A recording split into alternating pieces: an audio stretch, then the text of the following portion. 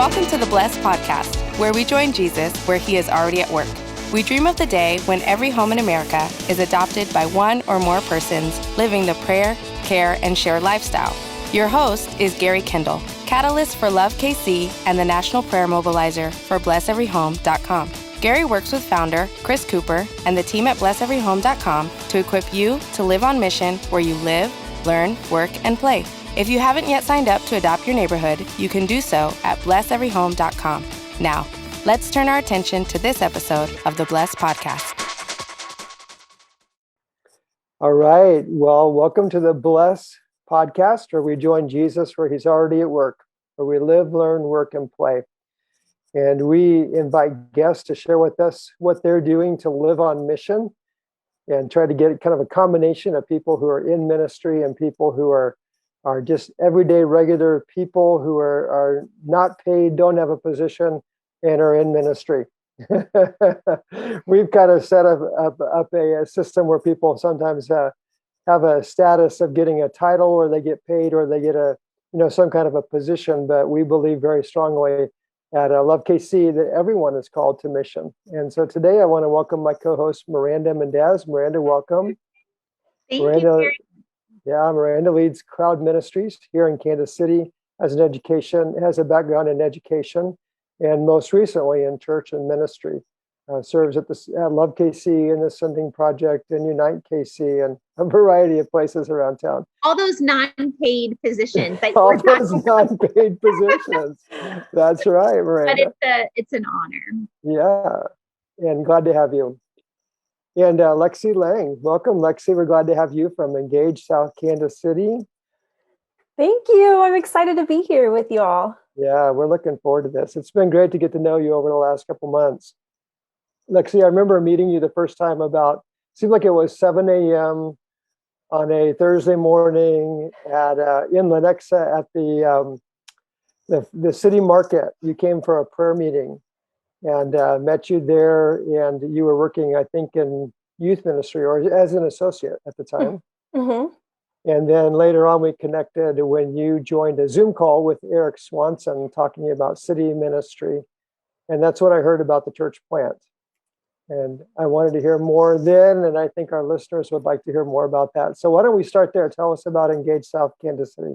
All right. Well, Engage South KC, we just actually officially launched it in January, and we're kind of focusing in on South KC, as you would imagine from the title. But I co-pastor with Jason Siverai, and Jason actually lives in Waldo, and I live in Brookside. And so that's kind of the epicenter of our focus. We like to just tell people, hey, we're inspired by Jesus trying to impact our city and the world. And we do that by living by faith, laboring in love, and enduring with hope. Like that's kind of the heart of what we're trying to do with Engage South KC. That's awesome.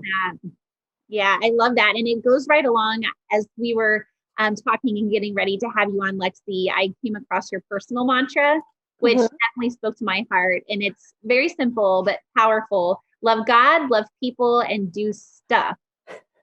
Do good stuff. And so thank you for being with us today to share all that good stuff that you guys are doing in the South location. Absolutely. We're very excited about it. And I don't want to take credit for that. That's a Bob Goff thing, but it was so good. And it kind of goes along with Micah 6:8, which is my key verse for my life. So very good. Tell us that verse. Yeah. Love mercy, do justice, and walk humbly before our God. There you go. Very, very good. Hey, Lexi, I've enjoyed watching the broadcasts that you've had for Engage South Kansas City. Uh-huh. And one of the things that I noticed right away is you and your team. It seems to be a team effort, which is awesome. Yes. You and your team have kind of a special gifting in communication and media. It's a strength for you, even as a new church. And tell us a little bit about that. How did that come to be? It's kind of funny. It kind of goes into my calling, actually, because I always like to say that the context of our callings change, but kind of the heart of it doesn't. And so I always knew I was going to go into ministry, but God actually called me to go to journalism school and seminary. And so I started out in J school and was able to work in communications. And that was kind of like my primary form of income for about 8 years, working at Kansas City Star, KCUR, and different organizations. And I was doing ministry on the side. And then my co-planter also has a background in English and writing and developing curriculum and things. And so it kind of all came together. We've been working kind of in the art world, if you will. And so we feel very lucky. I met my husband in journalism school. So I'm very grateful that God sent me there. But also I feel like it equipped us. I think one thing that has been lacking in years past in seminary is that equipping for the ministry that you're actually going to have to do. And so God set me up for success there, that I actually got some training in those on the ground skills, as well as seminary training. Absolutely. Talking about preparation, well, my mind is in a few different directions here because there's so much to share with you.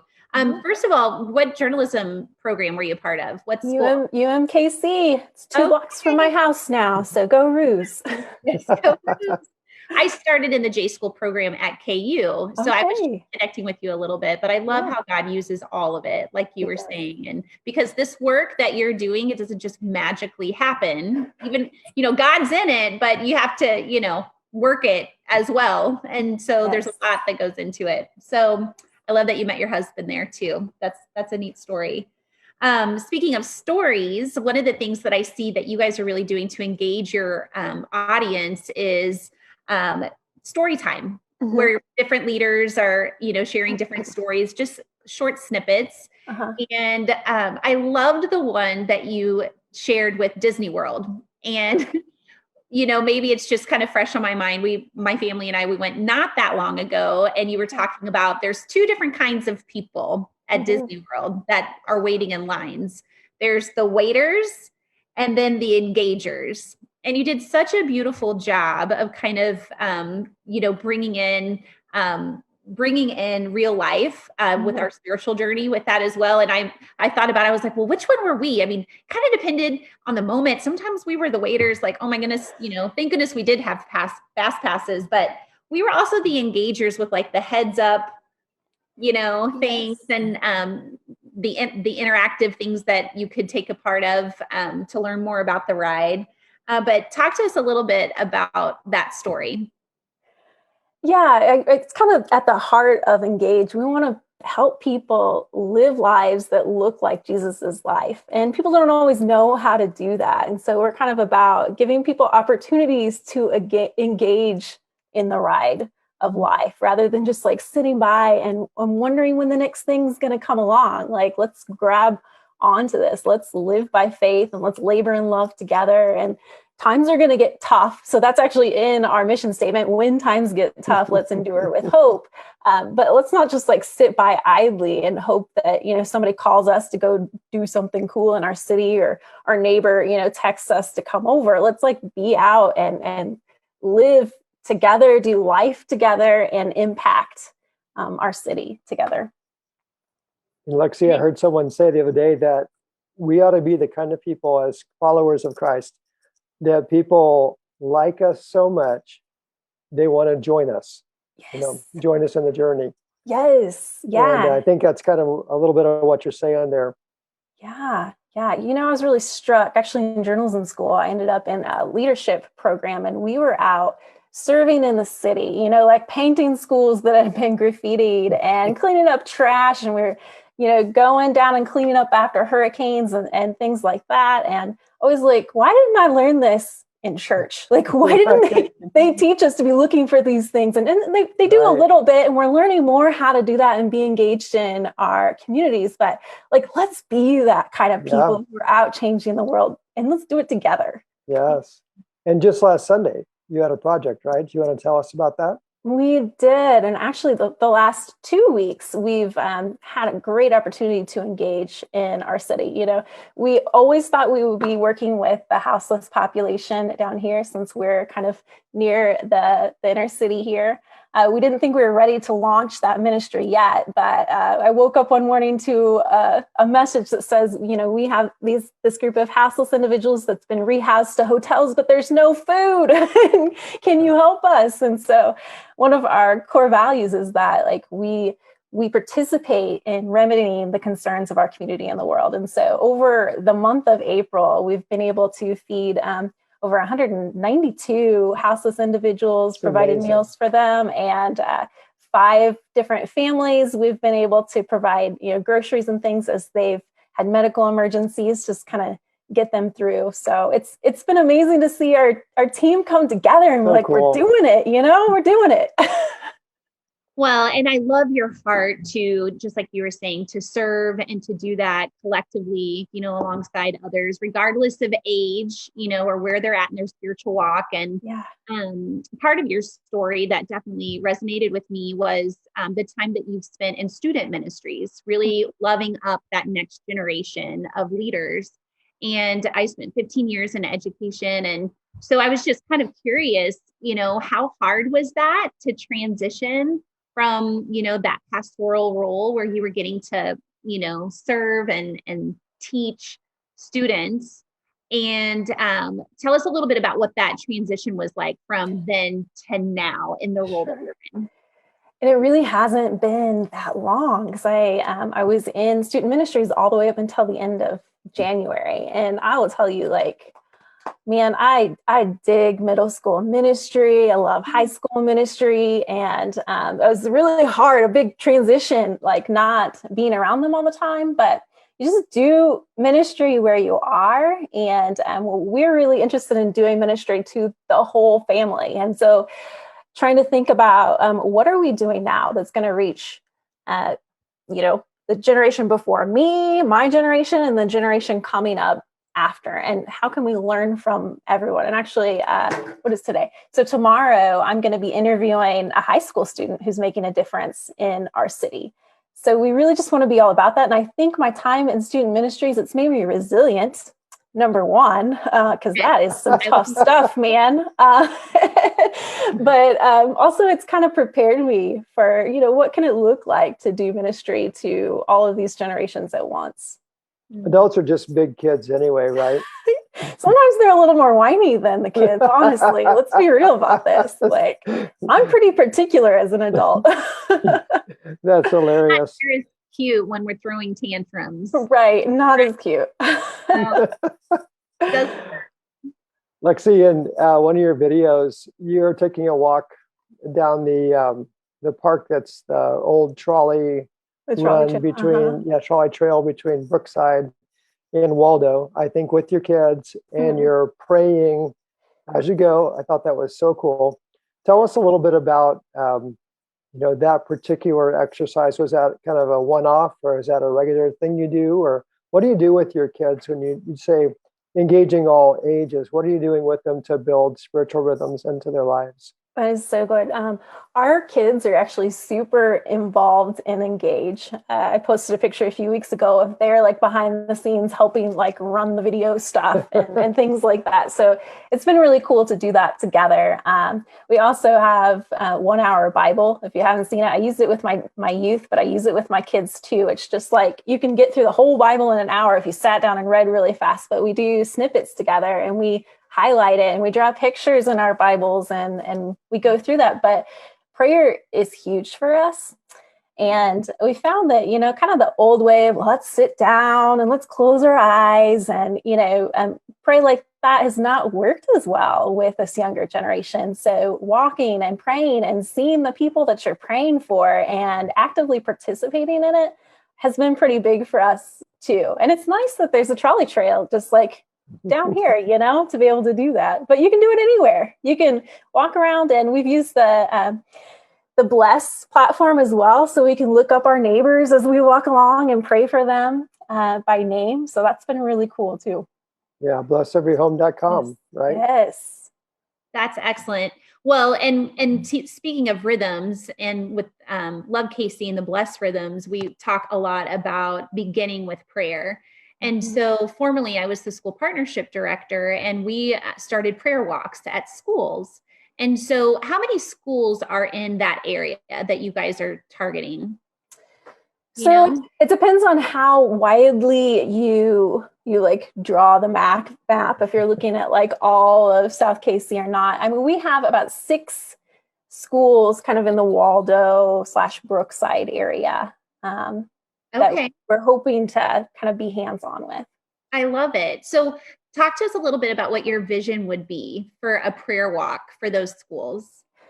That is so cool. So one thing that we've talked about is gathering. There's a community center kind of right in the heart of, it's right on the line of like Waldo and Brookside. And we've talked about like gathering at the community center and heading out from there and just helping the students like see these are your neighbors and you can actively be praying for them together, right? This doesn't have to, kids are scared of prayer. So we have to make it like not a scary thing where you're just walking and you're talking with God. And what I really love to do is just like give them a sheet with, a scripture. Let's just read the scripture and pray the scripture. Let's notice things around us. And they really love that.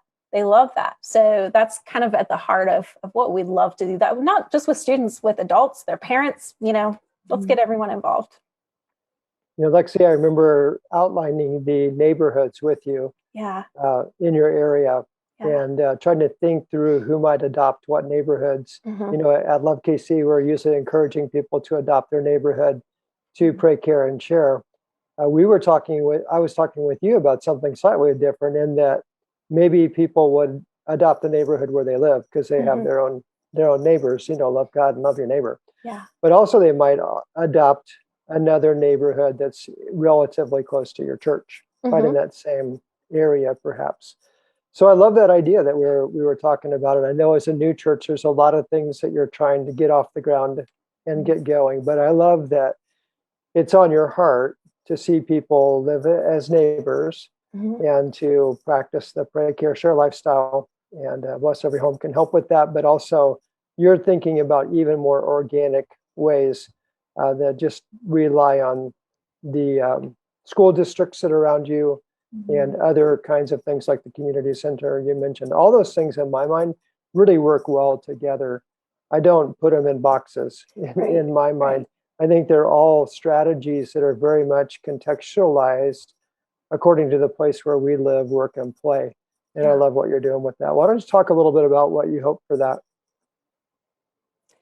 For the impact of prayer in our community, or people adopting with Bless Every Home. Oh yeah, so I'm really excited about this. We're gearing up for our first like in-person service at the beginning of June. But shortly after that, we're hoping to host kind of like a prayer night where we gather and we cast some vision, and we're going to walk the trolley trail, and we're going to invite people to notice.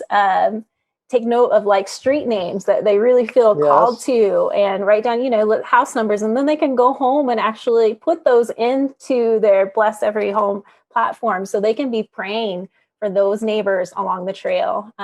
We, like other churches, we draw people from kind of all around, not specifically in these 2 neighborhoods. So we wanted a way to be able to get everyone involved and be saturating this area in prayer, but also their neighborhoods too, because we're all about prayer everywhere that we go. I can't wait to do that. It's going to be coming up here in another month or so. It's exciting. Definitely be praying for you guys. That is so exciting.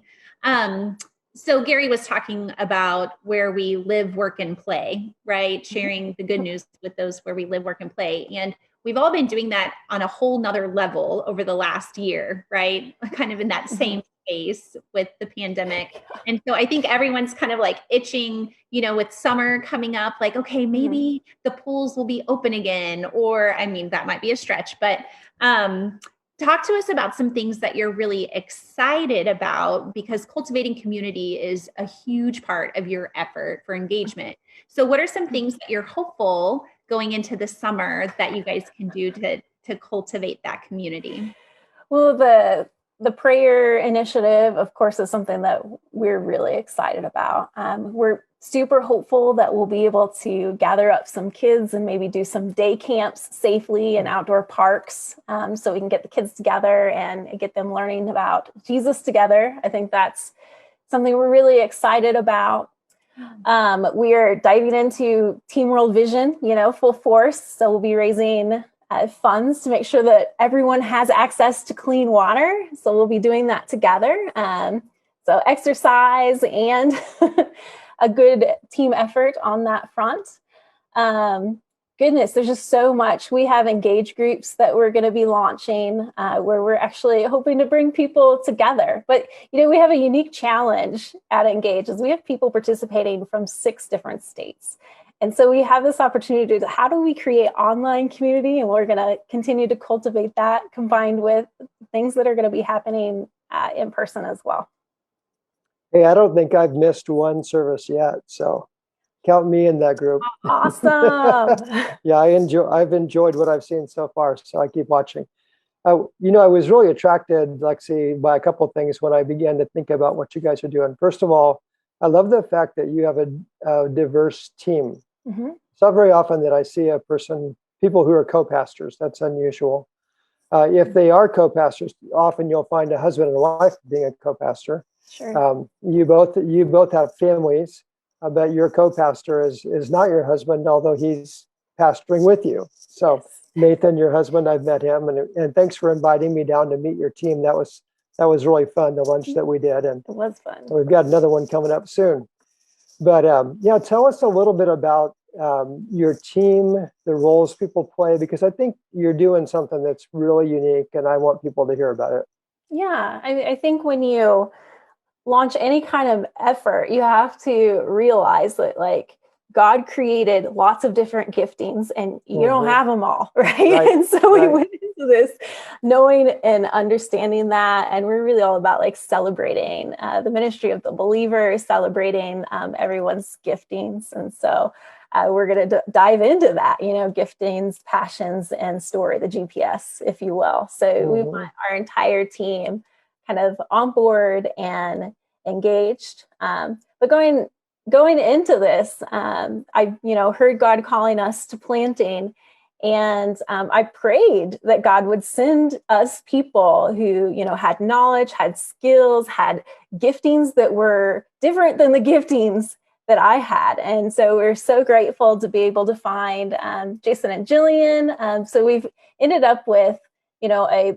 multicultural, diverse, multigender, team that's going to be launching this. And I think that's good. I think it's important that you have, both men and women on your team that can do ministry in unique ways. It's important that you have people who have different giftings, who are different numbers on the Enneagram, who come from different cultures.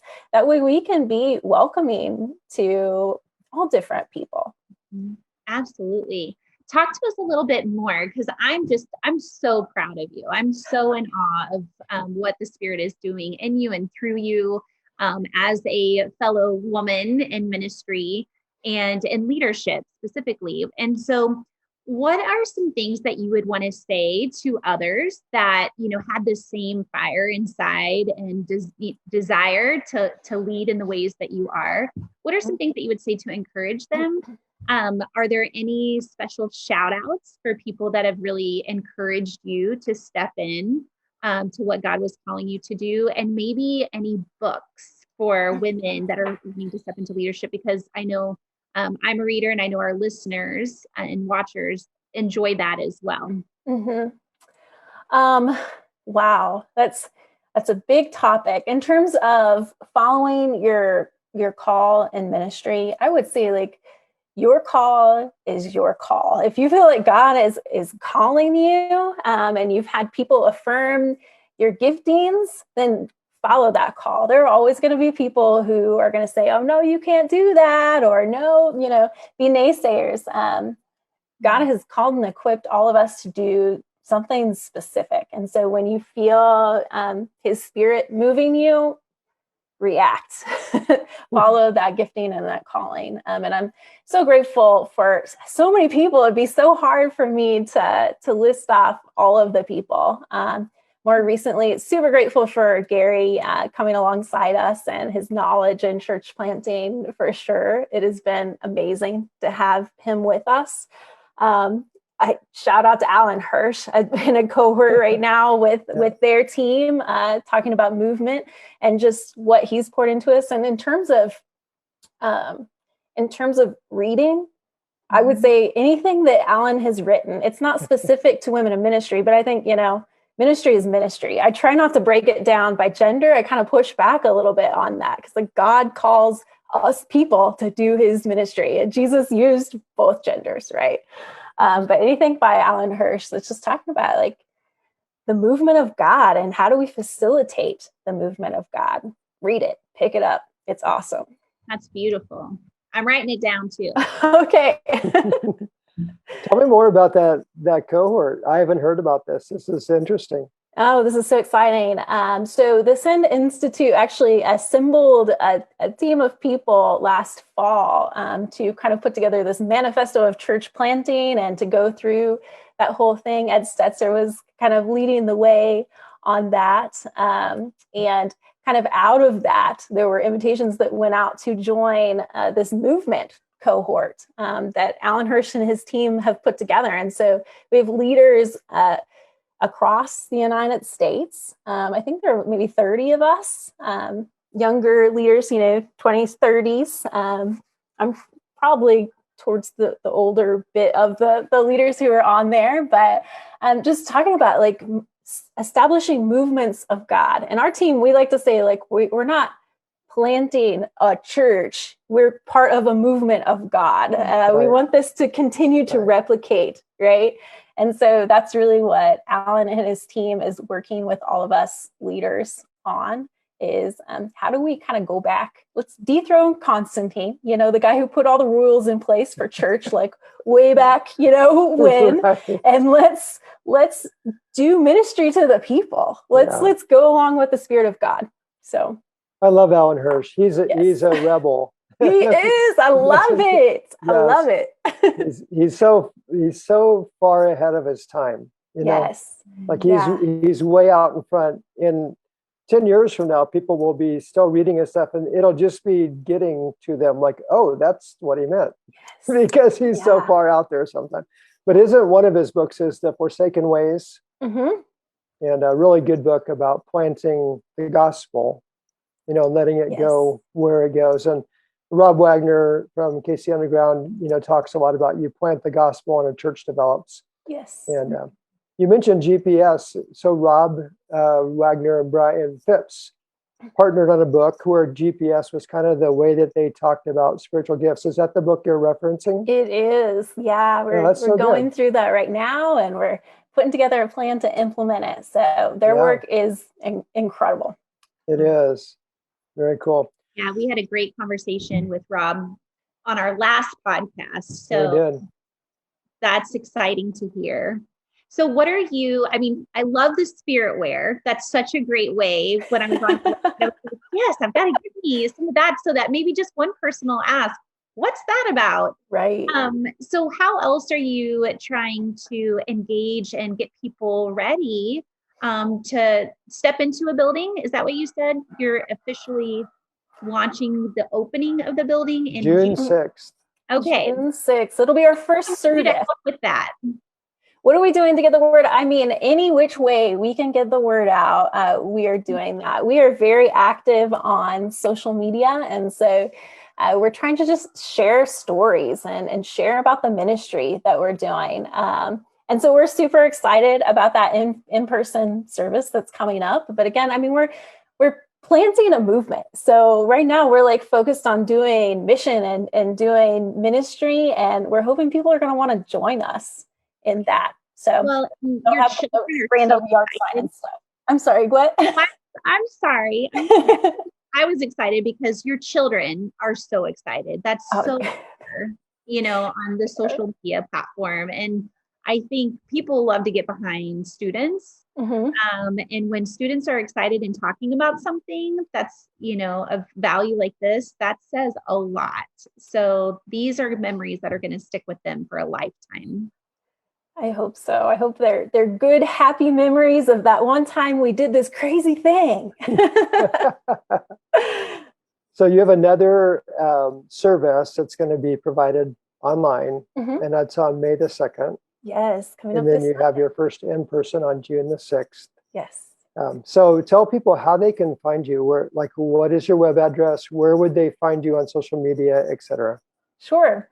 If you head on over to engagesouthkc.com, you can find all of our information there. And then we're on, Instagram and Facebook. If you just search for Engage South KC, you'll find us there. We'd love to have you tap in with us and learn and journey with us. Very cool. So what's a surprise you learned along the way? Be flexible. God is moving and he's doing something new and fresh. I love that term chaotic. There's chaos and order in the movement of God, right? And I like to think that the order is prayer, which is why we've talked so much about prayer today, right? And then the chaos is everything else that's going to happen, right? Just go with it and do ministry and love God, love people, do stuff, Yes. Well, Lexi, how can we best pray for you and your co-pastor and families? Oh, thank you for asking. Just be praying that we continue to lean into the Spirit of God. And if you could be praying for Brookside and Waldo, gosh, God is on the move in these communities. And we want to be a part of that. And we want to be sensitive and doing just good ministry, loving our neighbors well. Mm-hmm. So guidance in that way. That's awesome. Lexi, as a new year started, when how you often think back to you're thinking over the past year, and then you're thinking about the year to come, and you're just often asking God, what do you have in store this year? Anything new or different? When I was doing that this year, I had this prompting that I think came from the Spirit to use our Love KC Today Facebook page and to do a live prayer every Sunday night at 6 p.m. for just from 6 to 6:30. And I asked the same 3 questions to every guest that we have. And it's, what are you praying about now? And then we actually pray. And then we talk about what's your vision for prayer. And we pray about that vision. And then we talk about what's God teaching you. And we tell stories about the way that God is working. And in the beginning, we would have maybe between 5 and 10 people, who found us and would watch. When you're talking about prayer and the power of prayer, it's not unusual now that any one of those sessions will have 100 people watch, either at the time or later. And as many as, I think the largest viewing was over 2,000 people watching. Wow. So when you're talking about prayer, I think what the Spirit was help us to do was tap into a desire that was already there. Like, we stepped into a space where people were ready. We didn't have to go create a crowd. We stepped into a space where people were just ready. And so I really do encourage you, when you think about prayer, yes, you're right. Like, I always say on there, like, Love KC is primarily about living on mission. We're not a prayer ministry, but we just think prayer should be the priority of every ministry. Yeah. And I would just really want to encourage you with that. Awesome. Oh my goodness. And I love the trolley path and this online, community that you're building, Gary. I just think that because prayer can be intimidating, like you were saying, and especially for our students to see, there's no fixed way. You don't have to speak in tongues. You don't have to use these big fancy words, that it's a personal relationship. If you want to have a personal relationship with anybody on the planet, you talk. Right? Yeah. And sometimes it's in one word. It's a word. And there's some silence, like, I love you. And then there's silence. And you feel the love, and that gives the Spirit the opportunity to share the love, and then guide us and prompt us, like Gary was saying. So I love that you guys, that this is a community where we can really break down some of those barriers and just encourage people to talk to Jesus, to talk to the Spirit. So Lexi, people talk about a secret sauce in marketing, or what sets one church apart from another church. And we're not talking competition here, but you mentioned at the very beginning about the uniqueness of spiritual gifts. Just like an individual person has a spiritual gift mix, I think churches have a spiritual gift mix. The Bible calls us parts of one body. We're different parts, like an arm is different from a leg, etc. Yeah. So what's different and unique about Engage South KC? That's an interesting question. We really, the inspiration, we're kind of artsy people, right? And so we say that we are inspired by Jesus impacting our city and the world. And while like I love a little structure here and there, we're willing to be organic and go with the movement of the Spirit. And lots of churches are, for sure, but we're here for that, and we're here for like no one on the outside looking in. We want to draw people in and become a part of the family of God. We do life together. It's very cool. And why did you choose Brookside? Why did we choose Brookside? Actually, so Jason has been living in Waldo for a while. My husband and I have worked in like the Waldo Brookside for about 15 years now. And it's always been a place that's on our heart. So when God said, hey, this is the area, we're like, yes, this is amazing. These are our people. This is our place. Let's do this. Yeah. Well, what was interesting is when I met you guys, I thought they really fit like this place where you guys chose to start your church. Yeah. It fits you, and you look like you look the part. I think you guys called it the intersection between urban and suburban living. Yes. Yeah. Thanks. That's good to hear. What an encouragement. Yeah. We love it. I can tell. Well, Miranda, any final thoughts for us? Well, ever since you said secret sauce, I was envisioning like the different Chick-fil-A sauces, because I've heard that before. Like, if you could be a Chick-fil-A sauce, which would it be? So I was thinking of everything that you were saying, Lexi, and I'm like, so kind of tangy, kind of, so that's where maybe I just need to go to Chick-fil-A for dinner. Maybe you're hungry. So, yeah. No, I'm just really encouraged and inspired myself to learn more about the great work that you're doing, and we'll be lifting you and your team up in prayer. And I sure hope that I get the chance to connect with you again to learn more from you, and more about your journey. Thank you guys. You guys are inspiring. This is awesome what you guys are doing to encourage people to love each other around the city. So I appreciate the work you're doing.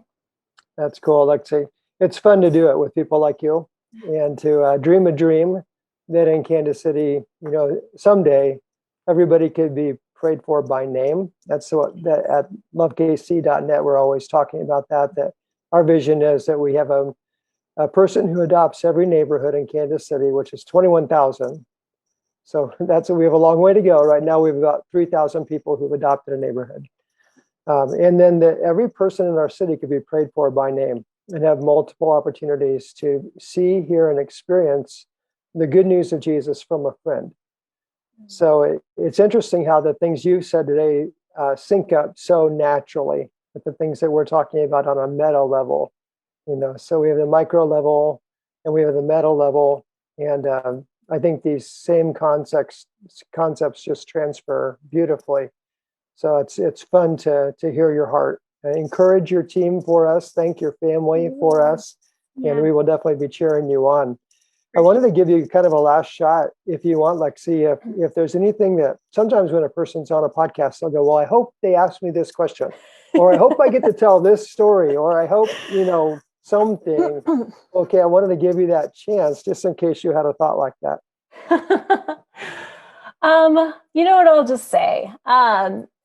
Here at Engage, we're not really about building the biggest church in KC, and we're not about pretending that we have the best model or that we know how to do everything. We really just want to help more people come to know Jesus and live, we talk about authentic, transparent lives before Jesus, and realize that it's not as difficult as it may seem, especially if we can partner together and walk with Jesus together. So I'll add that.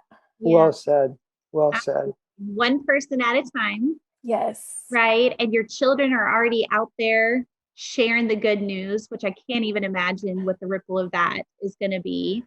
So, and you're a busy woman. You've got 3 children you're raising, and this church and this community that you're just pouring into. So way to go. It's going to be so fun to watch the movement really grow to be exactly what God has intended it to be. Yeah. So God bless. Well, thank you, Miranda. And thank you, Lexi.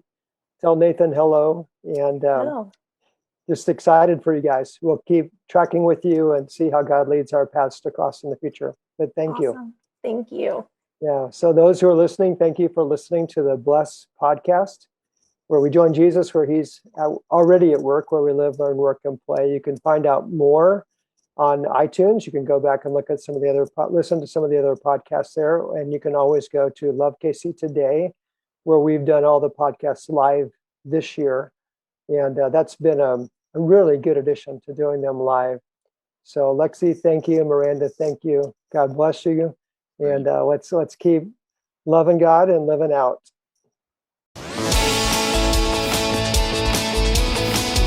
Thanks for joining in today for the Bless podcast. People often ask, what do the letters stand for in Bless? We like to think of Bless as a lifestyle where we begin with prayer. L, listen to God and to others. E, eat together. S, serve. And S, story, sharing your story and the story of Jesus. We not only pray that every home in America will be adopted by a disciple who lives this lifestyle, but also those that do will join their efforts to build missional communities where we live, learn, work, and play. If you haven't yet signed up for blesseveryhome.com, you can go there now. You can find more from host Gary Kebdall, including ways to connect outside of this podcast at lovekc.net. Thank you for being a part of this Bless podcast today. We invite you to subscribe, to like it, share it, and write a review. Now, let's join Jesus where he is already at work.